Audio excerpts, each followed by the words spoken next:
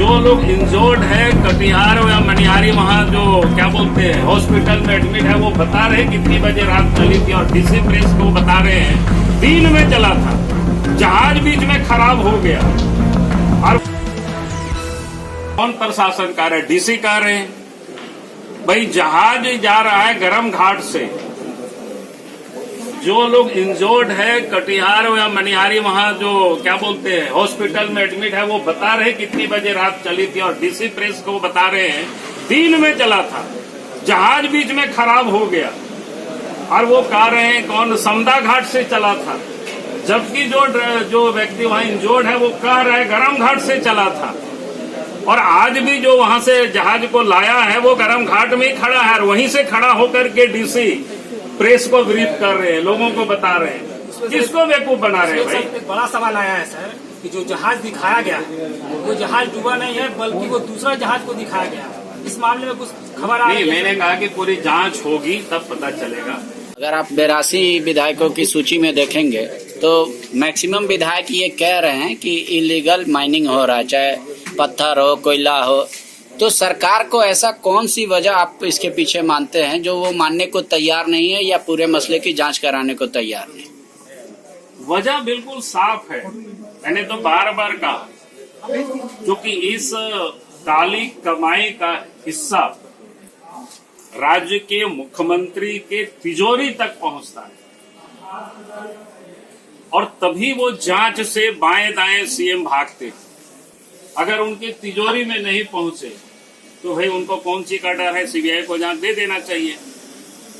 हमने तो कई बताया कि हम भी जब राज्य के मुख्यमंत्री थे, जहां लोग मांग करते थे इस प्रकार की भाई सीबीआई की जांच होनी चाहिए, तो मैं तो कभी भी विलंब नहीं करता। भाई हमको क्या लस्ट है इसमें? हम राज्य की अच्छे और भलाई के लिए अगर मुख्यमंत्री है और वास्तव में उनके यहाँ काली कमाई का हिस्सा नहीं जाता है, तो तुरंत सीबीआई को रेफर कर देने चाहिए। मामला ऐसे भी दो राज्य का है, तो निलंबित करें और उन दोनों के ऊपर कार्रवाई होनी चाहिए,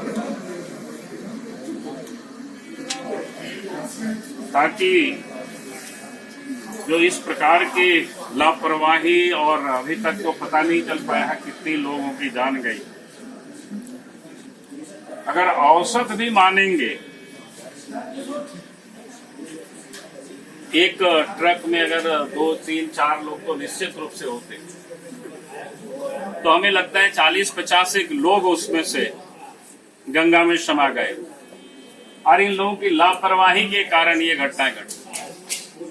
और इसलिए हम सरकार से ये मांग करते हैं कि तत्काल एक तो जो समिति जिसका परिचालन कर रही थी वो फेरी सेवा का, उसको काली सूची में डाले, ब्लैक लिस्टेड करे, उसके लाइसेंस को रद्द करे, और उन लोगों के ऊपर दफा 302 के तहत मुकदमा दर्ज हो।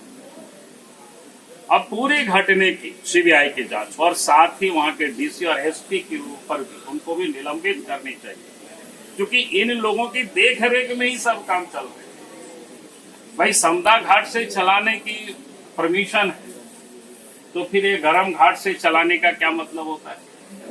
सूर्योदय से सूर्यास्त तक चलाने का ही फिर रात में चलाने का क्या मतलब होता है?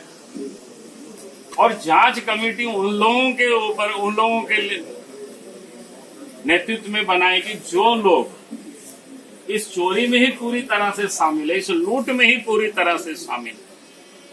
और इसलिए हमने कहा कि भाई इन लोगों से कोई जांच नहीं हो सकती है, और इसलिए पूरे मामले की सरकार अगर वास्तव में अपने आप को इन्वॉल्व नहीं, हेमंत सोरेन अगर चाहते हैं कि नहीं हम इसमें इन्वॉल्व नहीं है, इससे हमको पैसा नहीं मिलता था, तो सीधा इस जांच को सीबीआई को भेज, ताकि दूध का दूध पानी का पानी हो जाएगा कि भाई कब जहाज चली थी, कितने लोग डूबे, किस प्रकार से वहां कब से इलीगल चल रहा है, और उसमें कौन कौन लोग शामिल हैं, सब कुछ सामने आ जाएगा। क्योंकि बालू, कोयला, पत्थर सब इस राज्य से जाता है, और आज इसे नहीं वर्षों से क्या बोलते हैं, जब से हेमंत सोरेन की सरकार बनी है तब से इसकी जोर पकड़ी।